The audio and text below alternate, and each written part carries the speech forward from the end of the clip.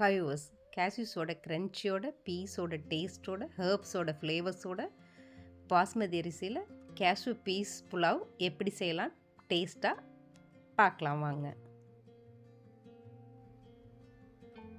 இப்போ இதுக்கு 1.5 கப் பாஸ்மதி அரிசி எடுத்திருக்கேன். இதை நல்லா வாஷ் பண்ணிவிட்டு தண்ணி ஊற்றி 20 மினிட்ஸ் ஊற போட்டுக்கோங்க.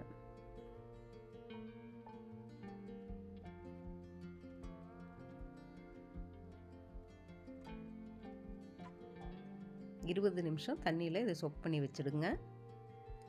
இப்போ நான் இது போல் ஃப்ரோஷன் பீஸ் கடையில் வாங்கிட்டு வந்து வச்சுக்கிட்டேன் இந்த டிஷ் செய்கிறதுக்காக. உங்களுக்கு ஃப்ரெஷ்ஷாக பட்டாணி கிடைச்சாலுமே நீங்கள் இது போல் உளிச்சு எடுத்துக்கோங்க. இப்போ 1.5 கப் ரைஸுக்கு ஈக்குவலாக 1.5 கப் பட்டாணி எடுத்துக்கோங்க. இப்போ 20 மினிட்ஸ் ரைஸ் ஊறிடுச்சு. அதுலேருந்து இப்போ தண்ணியை வடிகட்டி எடுத்துடலாம். ரைஸ் தனியாக, தண்ணி தனியாக எடுத்து வச்சுக்கோங்க. அந்த தண்ணியை நம்ம மெஷர்மெண்ட்டுக்கு யூஸ் பண்ணுவோம். இப்போ கடாயை வச்சு எடுத்து வச்சுருக்க கேஷ்யூஸை இது போல் ப்ரௌன் கலராக மாறுற அளவுக்கு நெய்யில் நல்லா இது போல் வறுத்து எடுத்துக்கோங்க. கேஷ்யூஸ் இது போல் கலர் மாறுற மாதிரி நல்லா வறுத்து தனியாக எடுத்து வச்சுக்கோங்க. இப்போ ஒரு பேன் வச்சு 2 டேபிள் ஸ்பூன் ஆயில் விட்டுக்கோங்க. 1 டீஸ்பூன் கீயும் இதில் ஆட் பண்ணிக்கோங்க. இப்போ எடுத்து வச்சுருக்க ஹர்ப்ஸை இதில் காட்டியுள்ள அளவுப்படி எடுத்துக்கோங்க. ஆயில் சூடானதும் ஒரு 2 நிமிஷம் ஹர்ப்ஸ் அதில் போட்டு இது போல் வதக்கி விடுங்க. இப்போ 1/2 டீஸ்பூன் ஜீரகத்தை இதில் போட்டுக்கோங்க. இப்போ இதுக்கு ஒரு பெரிய சைஸ் வெங்காயம், 3 பச்சை மிளகாய் எடுத்துருக்கோம். இப்போ வெங்காயத்தை ஃபஸ்ட்டு போட்டு 1/2 டீஸ்பூன் சால்ட்டு போட்டு நல்லா வதக்கி விடுங்க. வெங்காயத்தோட ராஸ்மல் நல்லா போயிடணும். வெங்காயம் கலர் மாறுற அளவுக்கு வதக்கி விடுங்க.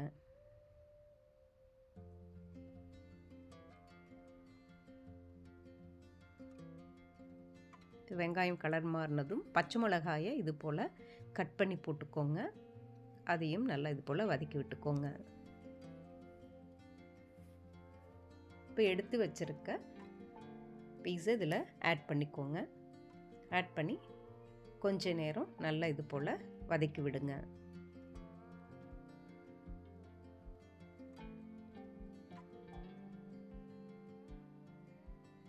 இப்போ இதுக்கு 1/2 டீஸ்பூன் பெப்பர் தூள் போட்டுக்கலாம்.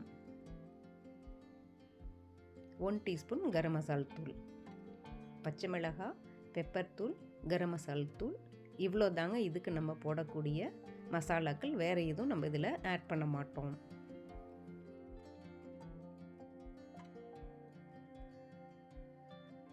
பாஸ்மதி ஊற வச்சு வடிகட்டி வச்சுருக்க அந்த வாட்டரோடு சேர்த்து ஓவரால் 2.5 கப் வாட்டர் இதுக்கு ஊற்றிருக்கோம்.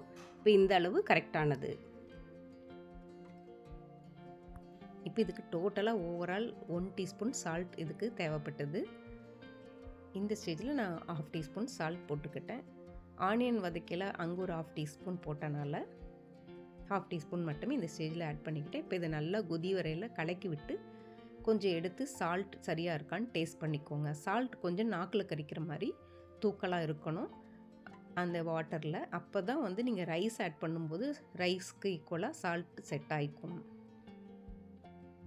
இப்போ வடிகட்டி எடுத்து வச்சுருக்க பாஸ்மதி அரிசியை இதில் போட்டுக்கோங்க.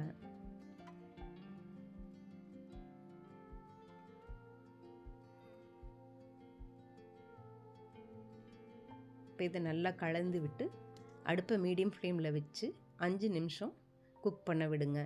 5 நிமிஷம் கழித்து ஓப்பன் பண்ணி ஒரு 10 முந்திரி வறுத்த 10 முந்திரியை இதில் ஆட் பண்ணி லேசாக இது போல் கலந்து விட்டு மூடி போட்டு அடுத்த 2 நிமிஷத்துக்கு விட்டுடுங்க. அடுப்பு மீடியம் ஃப்ளேம்லேயே இருக்கட்டும்.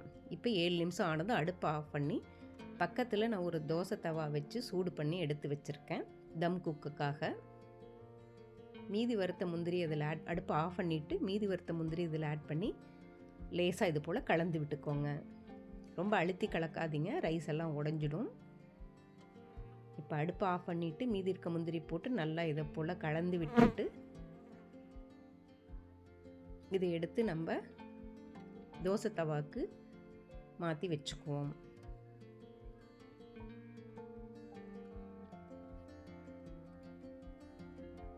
இப்போ இதை தோசை தவாவுக்கு எடுத்து மாற்றி வச்சுக்குவோம். தோசை தவாவோட அடுப்பு ஹீட்டை மீடியம் ஃப்ளேம்லேயே வச்சு அடுத்த 3 நிமிஷம் தம் குக் பண்ணி அடுப்பை ஆஃப் பண்ணிக்கோங்க.